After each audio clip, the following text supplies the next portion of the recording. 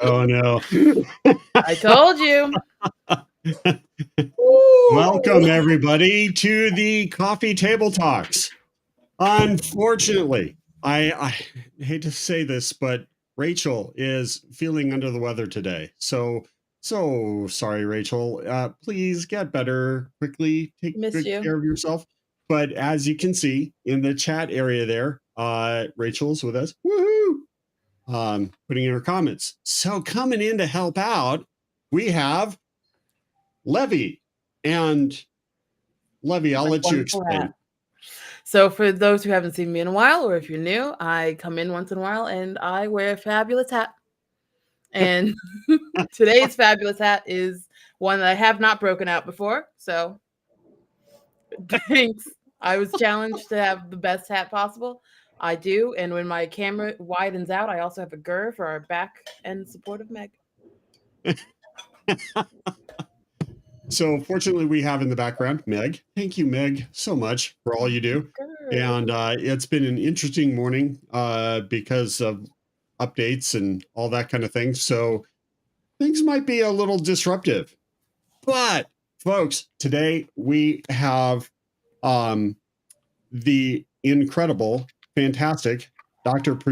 Priscilla Johnson, who is adjunct faculty at James Madison University and has an incredible background, which will come out throughout the show, I'm sure, because you've done incredible things. Everything from massive work with data centers and working with very large companies, Microsoft, things like that, global projects, elements, water conservation in data centers, and just an incredible array of elements. So this is going to be a fun show, everybody. Strap in, get ready, and please feel free to throw in the remarks, because fortunately we've got Meg in the background. Yay, Meg! And she'll be bringing in all those elements. And I, of course, if you haven't seen the podcast before, am Will McCullen. I'm the program manager for the IT Center of Excellence in Tucson, Arizona. So that kind of wraps that up. So without further ado, welcome. How are you doing today? I'm amazing. I love being in the company of individuals who aren't afraid to show their individuality. Yes. Well, you come to the correct show, I'm saying. Yes. And I want that hat. Right? I want that hat. I have a box off to the side of just the wildest Halloween hats that you can ever imagine. Halloween, I'd wear that every day. It's not comfortable, I'll be honest. Well, you can go back through some of the past episodes and you'll quickly see, just by hovering over them, Levy in the background in all sorts of different hats. Everything from Pikachu to turkey. I had turkey leg hat on. I've had wigs. I've done whole different schemes. Gotta keep people on the toes. So, Dr. Johnson, tell us a little bit about yourself and where your passion lies. Wow, that's easy. My passion is water and the environment. I knew this since I was 13 years old. Believe it or not, I was sitting watching Smurfs. I mean, so if you all remember the Smurfs, and I was eating Captain Crunch cereal as I did every Saturday morning. And there was this thing that was just really just came to me and said, you're going to be working in water and you're going to build water infrastructure for sub-Saharan Africa. Wow. I knew where sub-Saharan Africa was when I was 13, but I just didn't know the how. I didn't know what that really meant. And then I, quickly forgot it. And then I went back to watching the Smurfs. And from there, I decided, as, any, natural teenager would, I didn't want to leave my house. I wanted to get out of the house. I wanted to get out of the small town I was in. I was bullied as a kid in school. And it probably had to do with the fact that I was the quintessential nerd. Always had good grades and loved math and science. And I ended up going to a science and math school for high school. Oh, that's cool. And it was the North Carolina School of Science and Math in Durham, North Carolina. And it was like a haven, such a great getaway, because I literally did not have to face this one bully at my school who would literally serve the volleyball into the back of my head. So I was able to get away from that and then land in a place where everybody was like me. And there were people that were way smarter than me. And that's something that my mom told me. She said, Priscilla, remember, there's somebody always smarter than you. I'm like, okay, Mom. And she is correct. And it was a fantastic environment to, as a 14-year-old, go and be nurtured into adulthood. What might seem premature for some people, for some parents, it wasn't for me. My parents prepared me well for the quote unquote real world. I was that nice quintessential kind of, person from North Carolina, very polite and had, tons of manners, and I still do. But then when I moved to New York City, when I was 16, I developed my edge. So let's say New York will do that, yeah. Right. And it was either eat or be eaten. Yeah. And I had a decision to make. So when my dad dropped me off, I went to NYU. I studied film. So I'll save that for a later discussion as to how in the world I got here. But when my dad dropped me off, he went to the grocery store, he bought everything for me. And I was in a dorm, but it was like an apartment, like right on Union Square, Carlisle Court, right? And for those of you guys who know New York, right in Greenwich Village. Wow. And then I sat there for 2 days trying to figure out what I was going to do in New York City to survive. Yep. I was not going to be a victim. So I had to get my head game right. Right now, I'm a kid. It's like I'm 16 years old, and I was like, okay, school's going to start in about a week and a half, and I'm going to hit the streets of New York. And if anybody's been to New York, they know NYU doesn't have like a campus. Like, you're on the streets of New York, right? And I said, I am going to always look like I know where I'm going. Even if I don't know where I'm going, I'm always going to look like I know where I'm going. And I'm always going to look like I will kick your ass first before you kick mine. Good.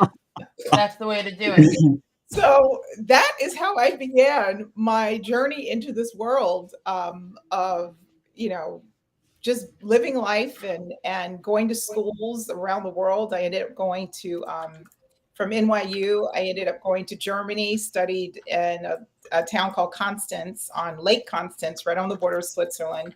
I studied German and film there too. Came back. That's exciting. Yes. Yeah. And I ended up finishing NYU. And then I had this kind of epiphany in my senior year after I'd come back from Germany. I said, you know what?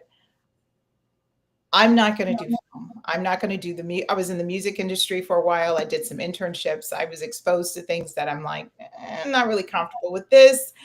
I want to do something that's my passion. So I spent probably about 6 weeks going to Bope's library. I would stand outside the library right before it opened, which was like maybe 7 o'clock in the morning or something, because I'm an early riser. So I would get down there and I would stand in line. And when the doors open, and I'm getting ready to date myself, but who cares? I went to the card catalog system to look for anything I could find on my passion, the environment. And here's that word again, water. I was coming back to myself. Because I remembered when I was that 13-year-old kid about, you got to do something in water. I'm like, oh boy. And then it was coming back up again. And I said, okay, what is it about water? And so I think I copied every single article I could find on things that just remotely interested me, but then I didn't know why. And so I kept seeing things, and I like applied things. Like I don't just like the concept, but I like to apply it in the real world where stuff gets done, right? And I saw GIS, so Geographic Information Systems, for all of you that know what that is. And I said, oh, okay, GIS. What is this with GIS, and how does it apply to the environment? So it helps you make decisions, right? So I said, oh man, that sounds like something I really want to do. And I said, okay, well, I'm not going to do film anymore. I'm not going to do anything in the entertainment industry. And God bless the people that are in that industry making a living. I said, well, it looks like I'm going to do with the environment. Okay, but what aspect of the environment? It's not going to be environmental studies. It'll be engineering because that pays more. And I said, okay, I want to make my way in this world, not have to depend on anybody. And it's a portable degree. So I said, okay, well, what's the highest degree I can get?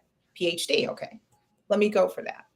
But how does somebody in film get from that to environmental engineering? Mhm. Okay, so what I did was I put pen to paper literally, and I wrote letters back when letters were a thing. Uh-huh. Once upon a time. Once upon a time, there's like a pen, little thing. Been there, done that. Right. So I wrote letters to the I have a best pen. professors in the country for environmental engineering. Wow. Stanford, at the time, Northwestern was top of its game, and you can think of other schools, Berkeley. So I wrote all these letters, and I said, what do I do to get from point A, which is having a terminal degree, having a bachelor's degree at this point, in something completely unrelated to environmental engineering, to get a PhD? And then they basically wrote me back and said, this is fascinating. I can't believe that you're doing this. And Dr. Leonardo Ortolano from Stanford University took an interest in me and wrote me back. And I still have that letter, and told me step by step what I had to do. So the how came to me because I asked.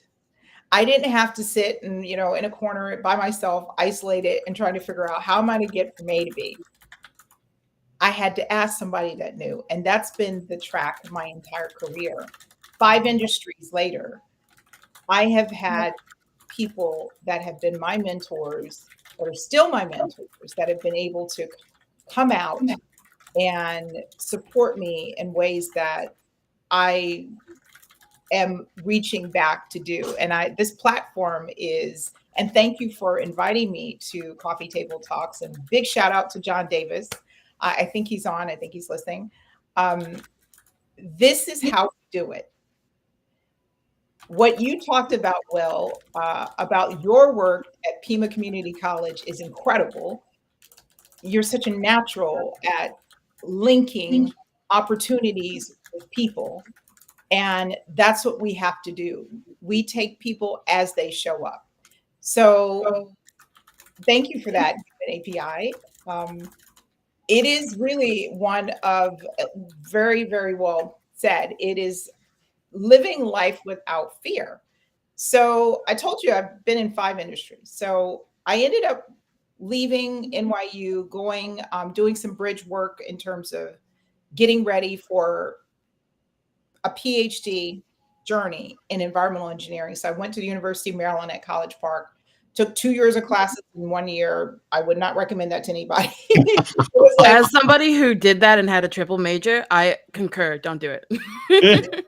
It was too much. I mean, it was chemistry, it was calculus, all the calculus or calculi. Let's see what else. It was physics. Well, physics is, I love physics. So I hate chemistry, by the way. Can we be best friends? Yeah, absolutely. I love physics. Already. Isn't physics amazing? My favorite thing. We'll change the whole subject of the talk. We're just going to talk about physics. Exactly. Yeah, well, my father was a professor of physics here at the University. Perfect. New topic. Yeah, but okay, we got to stop just a moment here and unpack some of that Yeah. because this is incredible. And as you know, because I come from community college, I always have that student perspective. First of all, you were blessed with an option to figure out your calling, what you want to do early on. Second of all, you're going and approaching life with what you want to do, what you want to give back, what you want to accomplish with a perspective that is much broader and much larger than yourself. That is fantastic. You are not just going to get a job to hit the bank account. You are following a passion. And also, the other thing that I think is fantastic is that you took the initiative on your own. You sat down, wrote letters, and said, "Hey, this is what I want to do, folks. How do I get there?" Um, that's an incredible statement to get out to people all over the place, for students, for anyone who's trying to get into industry. You know, when they talk about networking all the time, when Rachel is talking about networking all the time, that's what it is. Yeah. Don't be a spectator in your own life. Take it and run with it. And that is fantastic. Wasn't that kind of scary? I didn't even know that what I was doing was scary. Awesome. I didn't. What I did kind of know is that if I didn't do it, there would be nothing else for me to do. So there were really no choices but to do that. And I had two great, amazing parents that supported and loved me through all of it. They were like, "Stay in school as long as you want to stay in school." They weren't anticipating me changing my major, though. I mean, because that meant money for them, and Yeah. so but they stuck with me, and I remember my dad getting mad at me when I got a job. When I remember, I told you I took those 2 years of classes in a year, and I Uh-huh. got a job because I graduated from this expensive school, and I was like, well, I got to start making money. I can't just sponge off my parents the rest of my life. And then when my dad found out I had a job at the same time I was going to school, he got so upset at me, and he said to me, "Priscilla, you have the rest of your life to work. I need you to focus and finish." And that is always and has been like part of, first of all, it was a blessing that I could do that because not everybody can. A lot of people have to work, even if it is 2 Uh-huh. weeks in a year. And kudos to them, because here's that secret sauce. The secret sauce is that, yes, I found my passion, or it was delivered to me somehow, and then I followed it. And then when things get really hard, the things that you don't see coming, you fall back on the fact that there's nothing else that I'd be doing but this. So I'm gonna go through whatever it is that's been set forth before me. And in your darkest moments, knowing that I'm pursuing my passion, this is what God gave me to do. And it doesn't matter what anybody else says, does, puts an obstacle in front of me. We put obstacles in front of ourselves with this. All the time. And I'm pointing to my head, by the way. Yeah. When we do that, it's expected. We're human. We're not robots. We're not androids. Even in this world of AI and all this and that, we are humans at the core, and we cannot live in an isolated way. And I think that's what we're all learning. That's what we learned with COVID, is that we can't live isolated. We have to be connected in a real way. And the easiest way for me to do that is to, and this has not always been the case because I'm an introvert, believe it or not, I like being in my corner by myself. COVID was great for me. I was like just there by myself for 2 years almost and doing my thing and reading my books and chilling with Netflix and like everybody else, right? But I was by myself and I loved it. But then I can retreat and be by myself, and that doesn't serve anybody or anything. So these platforms, like sharing, on this podcast, I'm thankful because I want people to know that you're not by yourself. These forks in the road or things that look like, these very difficult, gnarly pathways that we can't figure out how we even got on them. How do we do this? So part of my message today is really the pursuit of your passion is the most important thing that you can undertake in this lifetime because it will get you through so much. So five industries, I said. First, it was the chemical industry. So after I finished my PhD, I ended up going to Purdue. Purdue, by the way, if the students who are listening or this was some great advice that was given to me when I finally finished that bridge year, the 2 years in one. I actually got accepted to multiple universities. I couldn't believe it. They would accept somebody with my background who wasn't an engineer initially. And then I said, well, I don't know how to make a decision. So I went to my chemistry professor at the time and I asked him, and he was such a smart man. And all he said to me was, oh, just go with who loves you the best. But isn't that the truth in our lives? Like generally, that's like a general rule. Those are who your friends are. Those are the places you go to get your coffee, your restaurants, you keep going back to the places that welcome you. And so Purdue welcomed me more than any other institution. So it was an easy choice. So that's a huge message right there, and a huge statement on leadership and business ethics and all around. Yeah, that's huge. Absolutely. So from that, I ended up going and again, asking questions. When I got to campus, I was like, "Ooh, gosh, I've got to choose a mentor. Not just a mentor, excuse me, an advisor. I needed an advisor for my major." And so I was like, I don't know how to do this. So I just started asking people. And I was like, okay, well, who's the best person to talk to? And this one name kept coming up. You've got to go find Dr. Jeff Wright. You've got to go find Jeff Wright. You got to go find him. Okay. So I ended up moseying over, finally found this guy like in the civil engineering department, but he was in a specific office called the Water Resources Research Center. Oh, there you go. Perfect. Yeah. And so if you guys know, actually in Arizona, they have an amazing one, led by an amazing woman who I wish I could remember her name right now. Please look her up. She's phenomenal. And these water resource research centers all over the country, and they serve a purpose. They serve the purpose to do the basic research that's needed to improve our infrastructure, our water infrastructure, from either a water resource management standpoint, like how we manage if you're in a state, for example, that has a lot of dams and reservoirs, how do you manage those systems to keep them from aging out, improving, servicing even more and more people, and interconnected?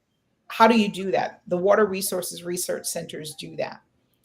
They do critical behind the scenes research on what we're finding, for example, with microplastics, and what is it that we can do to combat that.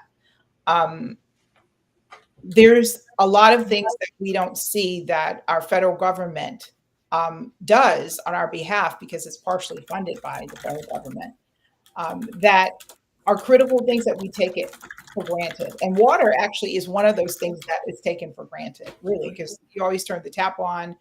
Water is ubiquitous. It's in this cup. It's, Yeah. when you turn the shower on, you never think about the people and all of this entire supply chain, including the research, the basic research. So think places like yeah. It's such an easy misconception. It comes from the sky. Everything is fine. Yeah. Well, unless, of course, you're in some place like Tucson, Arizona, where you live in the desert, California, you're yeah. keenly aware of how important water is. I mean, we have areas where reclaimed water comes in, and we have percolation areas that are made to restore the aquifer underneath by having those areas that can go down, being very careful about plant management, about runoff, about Mhm. all those. It all comes into play 100%. And yet in Arizona is where we're building fabs, and fabs take water. Yep. Yep. So it's all one big challenge. Mhm. Yeah, you wonder, like, how is it they decided that, some of the biggest data centers in the world need to be in a desert, or some of the biggest chip manufacturing plants need to be in the middle of a desert? But I will give one shout out. Intel has done a really amazing job with their water and water reuse system, their plant that's just outside of Phoenix. And when I was at Microsoft, we studied what they did in order to achieve that while we're considering building a data center there. So with the kind of pointing the way to Jeff Wright and saying this person has to be your advisor. He sits in the water. He's the head of the Water Resources Research Center.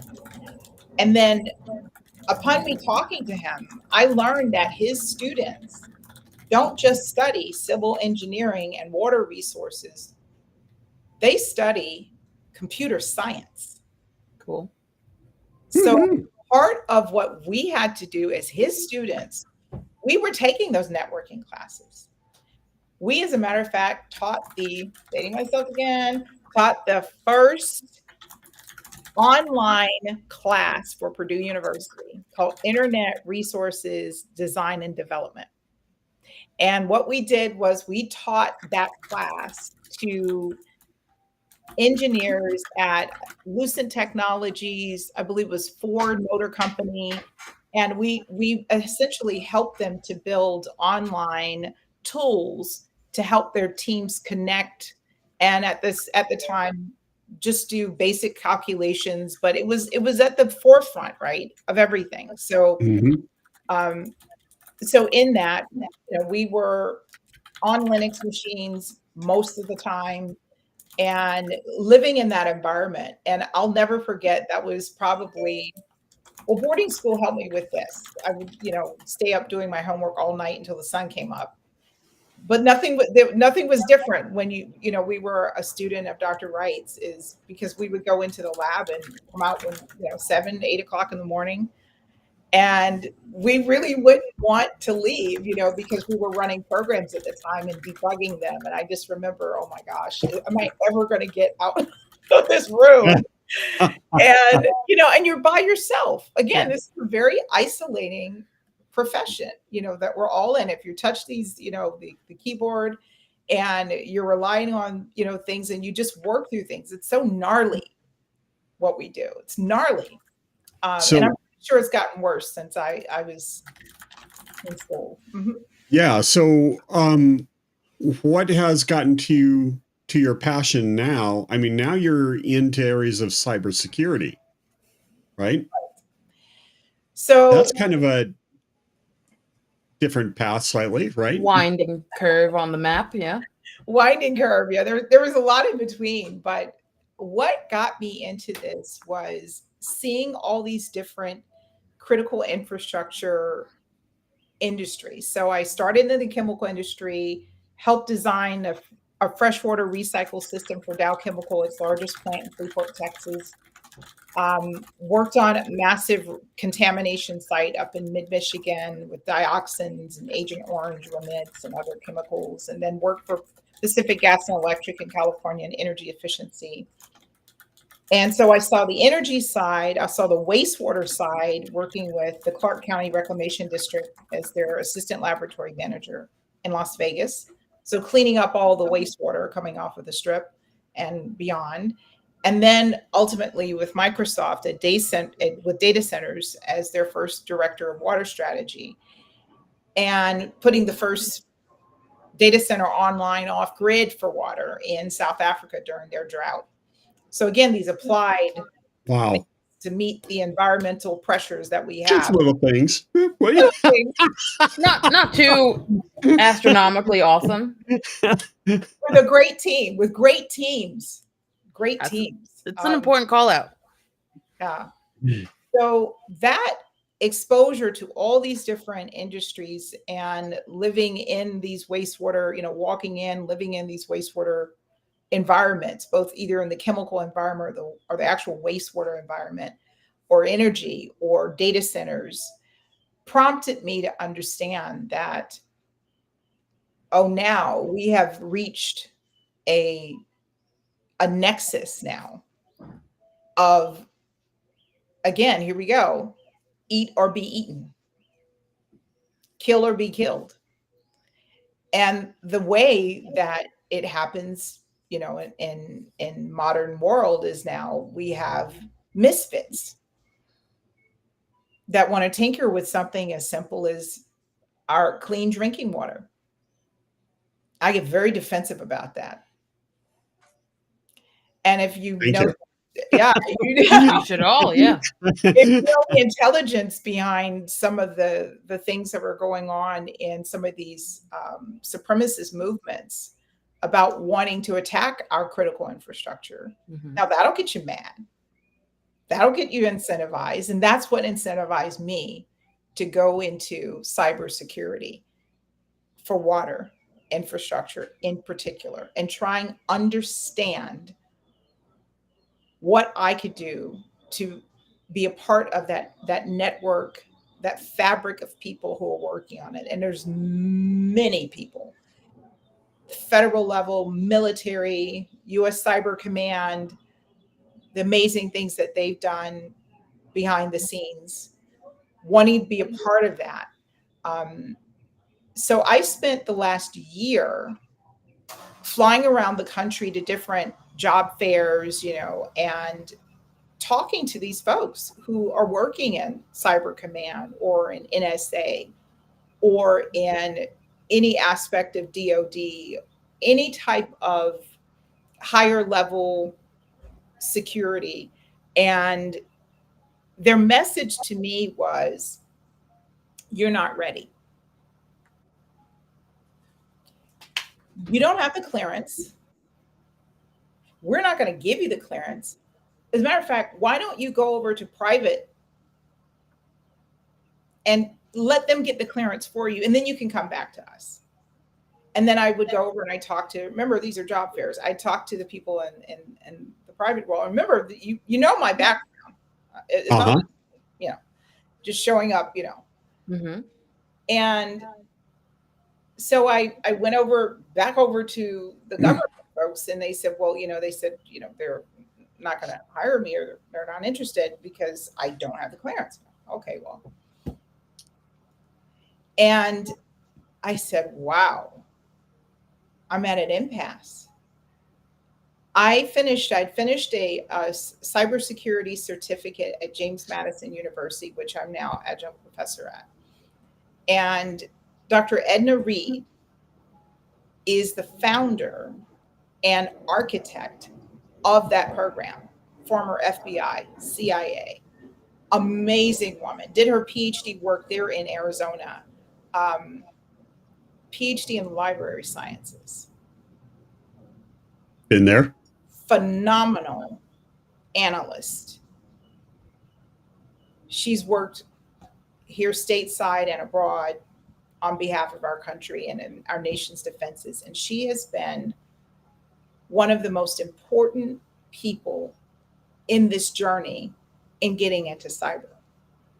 She will not stop advocating for me, and I won't stop advocating for her, because she has paved the way for athletes at JMU to get their graduate cybersecurity certificate.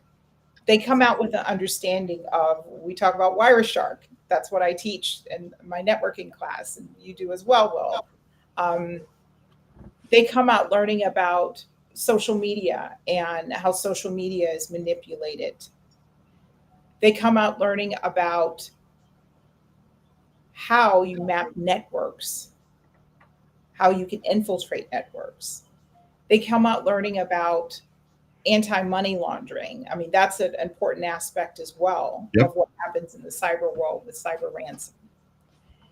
So there's the technical aspect of it, where it would proverbially be called cybersecurity. And then there's the intelligence piece. So she taught us the intelligence side because that was her world. And so now that's the world that Levy, you live in, that I live in. And Will, I'm sure you straddle both. So again, I get back to that applied piece, and this is part of that mentoring. She said, okay, now you have this certificate. Your expertise is in water infrastructure. Go use it and apply it in that domain.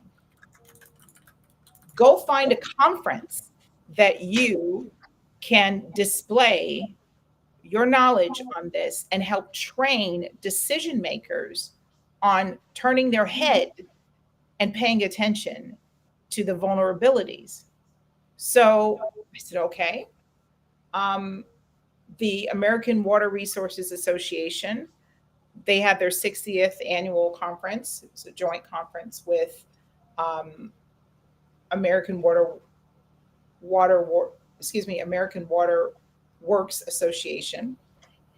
And I applied to teach a workshop on what I had learned about red teaming and blue teaming, what I learned about network mapping, what I learned about PLC, what I learned about how to use, for example, watering holes to launch attacks on unsuspecting companies, individuals, and building out. And I think this was the end of 2023. I had my capstone project was basically taking down the water infrastructure and the grid, by the way, in the San Francisco Bay Area, in particular in the Palo Alto area.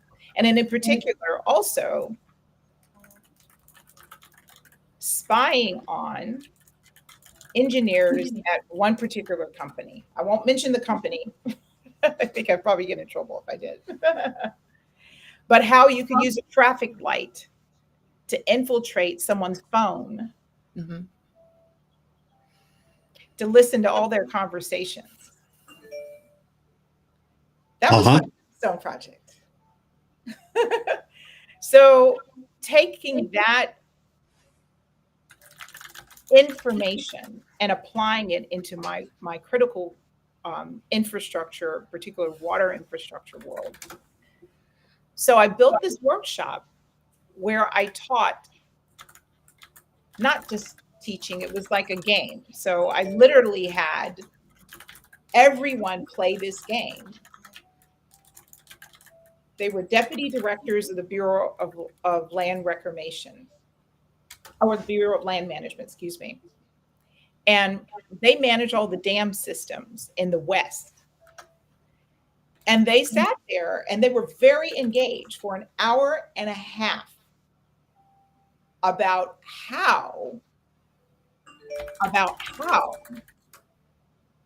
you can infiltrate the Hoover Dam and shut all the permits down. Now we're speaking more my language again. Let's go. Socially engineer our way in. And I want to give a really big shout out to Black Hat, because that's where I learned the how of this. I went there. I went to Black Hat. I went to DEF CON. By the way, I'm going to Summer be. camp. They call it summer camp for a reason. That's right. So good. I'll be a goon this year in DEF CON. Oh, sweet. Yeah, I'm so happy about this because those are my people, by the way. Oh, well, you got to come out to the range. At some point in time, right if you're in Tucson, Arizona. Listen, everyone's going to get to go to the range before I do. I'm only kind of bitter about it. It's fine. You've got an open invitation anytime. So you've gone through this incredible journey where you heavy in following your passion toward this element of water, critical infrastructure, the practicality of making everything happen and making everything go. And now you're into that realm of defending it. I love it. Because tell me if you see anything different, but from my perspective, especially in the education area, we have to completely change higher ed and how higher ed is teaching, because we need to get into a much more practical state, because we have a practical onrush coming against us. And we have to think differently. We have to take those approaches like you were talking about, and folks from different backgrounds, whether they be athletes, whether they be in a community college environment, we have folks from almost every kind of spectrum going. You talked about people having to work while they're going through school. Oh my goodness, community college are those folks that are working massively to change their lives, to make things better, but they come in with that, what you've demonstrated, that grit of wanting to make a change, wanting to make things better, and can we do that? And we need that so much more across the board, in government, in education, in the cyber industry, in all these critical infrastructure that we're talking about too. That's exciting. It is, and I'm going to change the subject just a little, because I feel like it needs to be said. We have to be kinder to each other. Oh yeah. Yes, I would agree. And here's why. You never know what people are going through, and your students will. The students that I have the privilege of mentoring, you don't know when someone's ready to give up.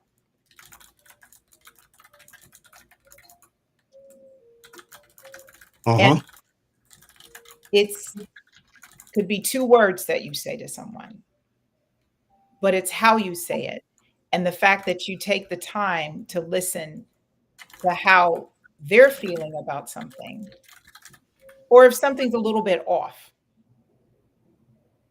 We are in an unprecedented time where things that we take for granted, like clean drinking water,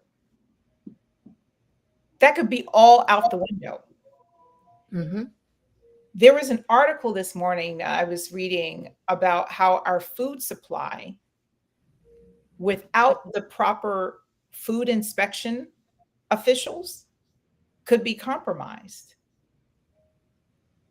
And it's a not so unnatural leap to think that that would happen. So where are we as people, really, in supporting each other? And I come from industries that are highly competitive, that have people that have Android-like mentalities, that are run by people with Android-like mentalities, that don't see people as human.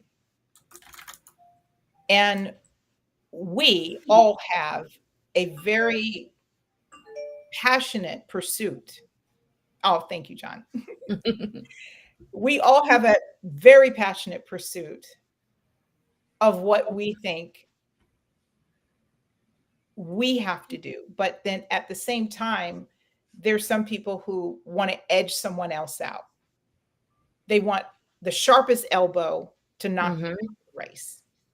I was talking to somebody this morning about how, as a woman, she was a threat because she was closing deals like none other. And then all of a sudden, they decided to put her on a PIP. And for those of you who don't know what that is, it's a performance improvement plan, meaning it's the last thing you're going to do before you get fired. Yeah.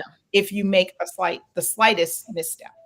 Usually PIPs are not used for people who deserve them. They're used as retaliatory intimidation tactics. Because guess what? People didn't hire you because you were a zero. They hired you because they needed you. So let's not get this confused about how people are still being people, but at the same time, people in power like to abuse it. So this leads me to an amazing organization that I'm a part of, the Women's Society of Cyber Jutsu, JUTSU.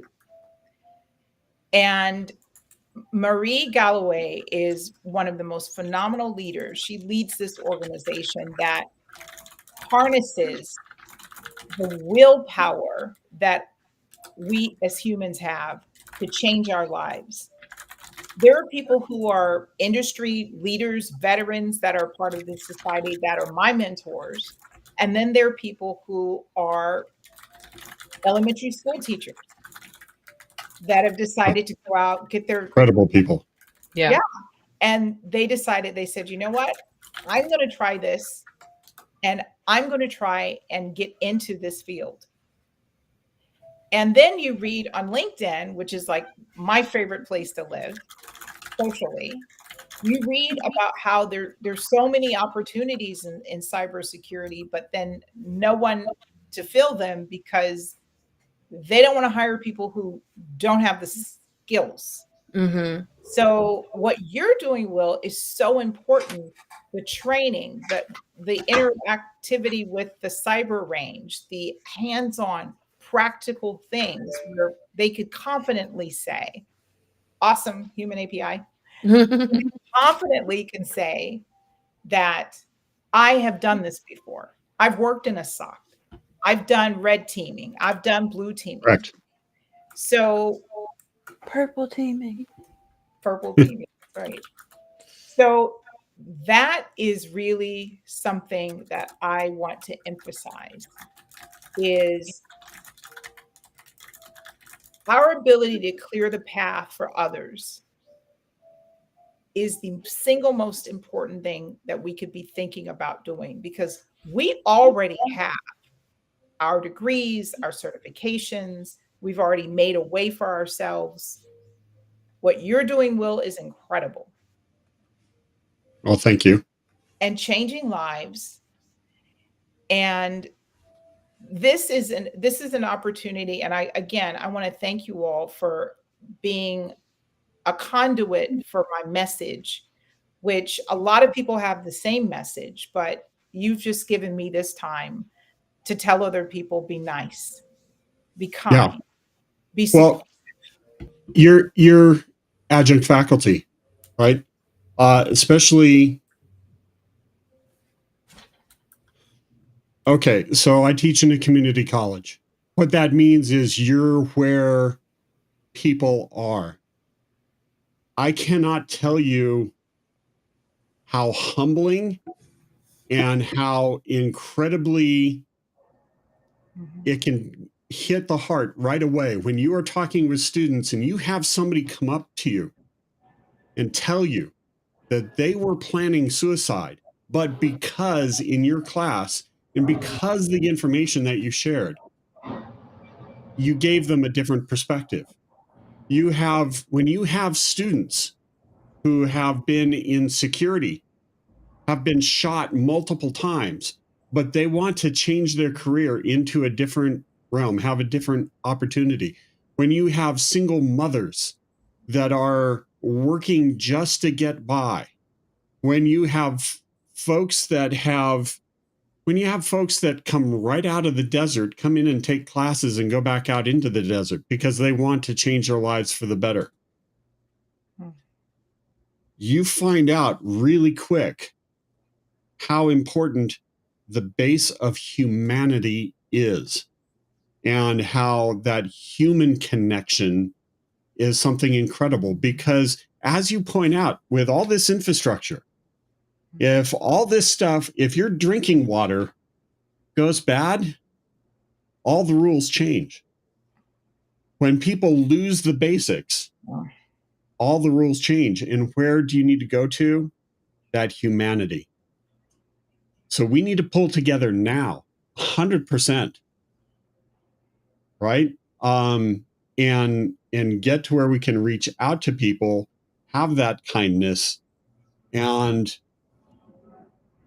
have those be the network, the community that you can build for that support. Because we have students who are now in IBM, Raytheon, major institutions, Homeland Security, all sorts of things across this nation, because all they needed was a step up and they needed foundation.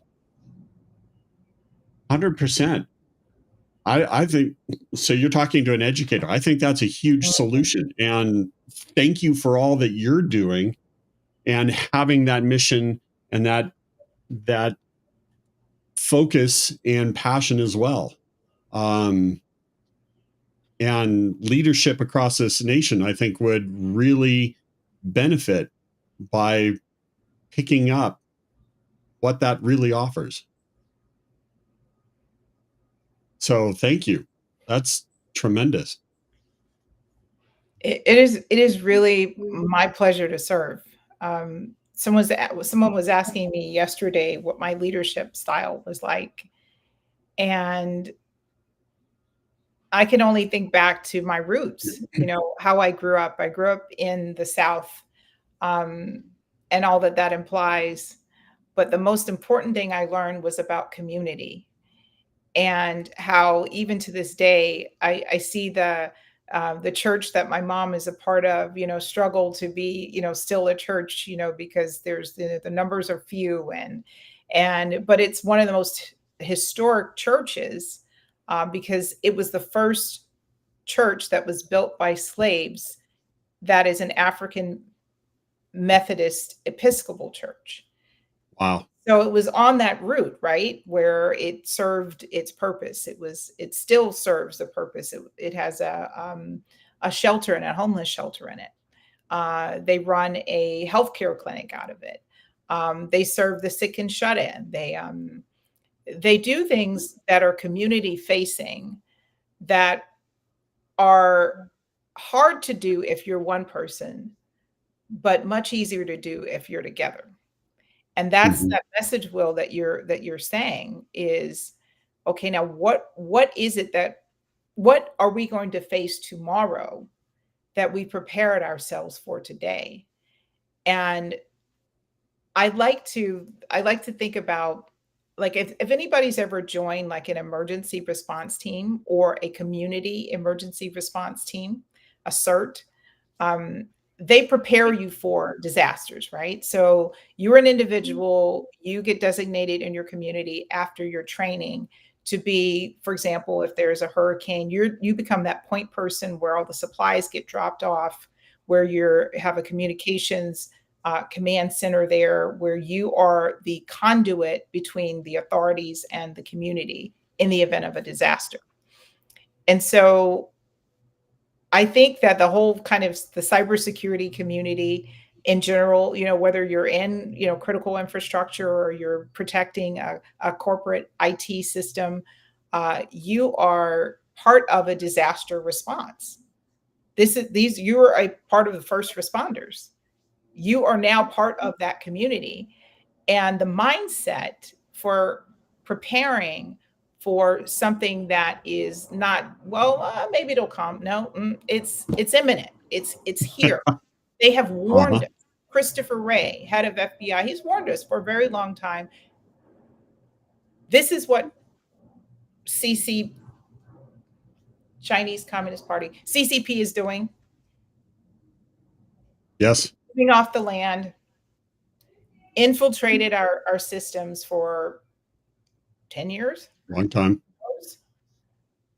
Moving laterally,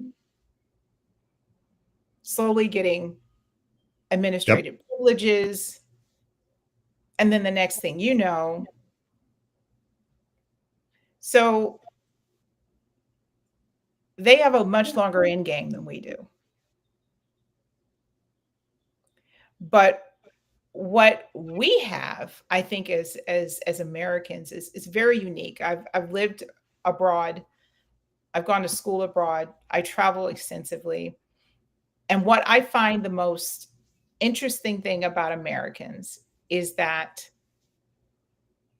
this is one country that you don't have to know someone to help them. People will go out of their way to help. So if you're listening to the sound of my voice and you're in this community and you feel like you're isolated and you feel like nobody really sees what you're doing, I'm here to tell you, I see what you're doing. It is thankless, but it's necessary. Yes. It's part of our preparation for things to come. So I am so honored to be, and I cannot believe we only have a few minutes left. You guys sold this the right way. You told me this was going to be a lot of fun, and it has been. And Levy, it is an honor knowing you. What happened to the hat? It fell off. It's right here. It's very heavy. Oh my gosh. Beautiful, beautiful creature. Do you have any final words, Levy? Me? Yeah. Yeah, I want that TED Talk that Rachel was posting about. Yeah, definitely. It was great hearing everything that you had to say and your story. And I think it's good to highlight stories that don't go the traditional route. Because a lot of people later on are like, what are we doing? I don't like my job. It's not what I thought it was. Or I have the passion for this when it's maybe a hobby, but I don't have the passion for this as a career. Where else can I go? And knowing that you can change what you're doing and being able to do that and succeed in that, I think is a really important lesson to share.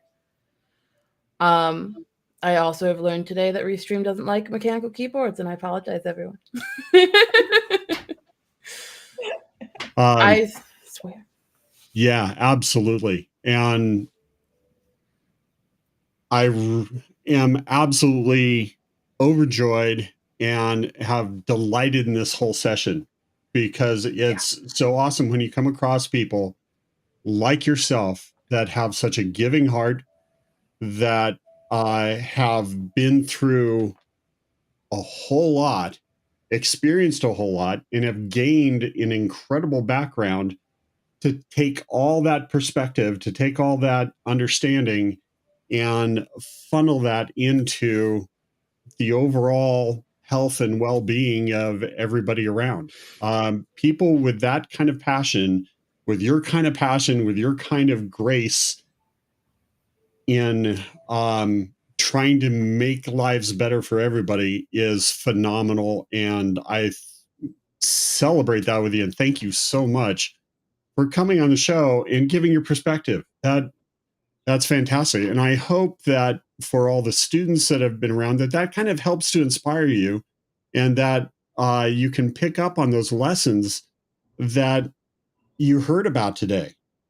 Taking that initiative, following those leads, and recognizing that there is a community here for you, that you count, that you are important, and you are probably a whole lot better than you think you are, because it's bad out there. And actually getting in and doing, actually being part you are important, and we are prepping for what comes up. Mm-hmm. So that's incredible. And thank you so much. Is there anything else you'd like to cover just before we click off here?